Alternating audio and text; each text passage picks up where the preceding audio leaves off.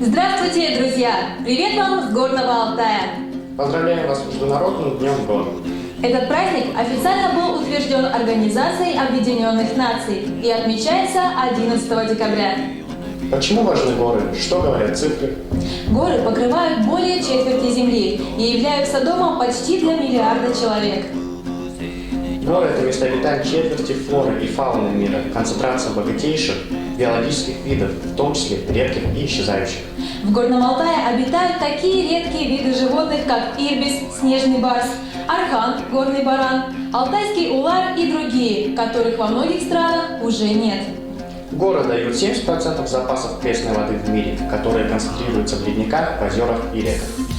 С гор Алтая берут начало реки Катунь и Бия, являясь истоками второй по длине в Евразии реки Обь, которая впадает в Северно-Ледовитый океан. В горах сосредоточена значительная часть древесины, полезных ископаемых и пастбищных земель.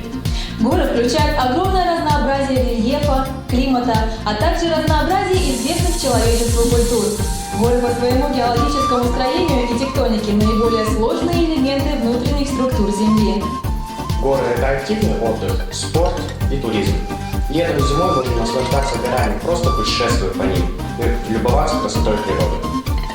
В различных культурах и религиях мира они являются местом обитания богов. Для общества в целом – источником духовности, эстетического наслаждения, мифов, легенд, психологического успокоения и вдохновления. Горы и возвышенности занимают более 50% России. Урал, Камчатка, Кавказ, Горный Алтай, как и все горные регионы, обладают богатейшими природными ресурсами – биологическими, минеральными и водными. Вот почему важны горы. Вот почему мы любим Горный Алтай. Мен Таулы Алтайды сүйдім. Мен Таулы Алтайды өте сүйемін.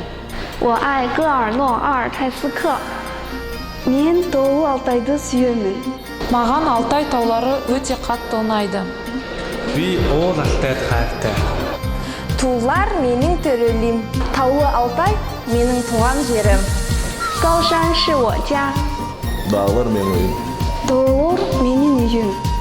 Менің мекенім бұл таулы орта. Ол Алтай болды менің үйім.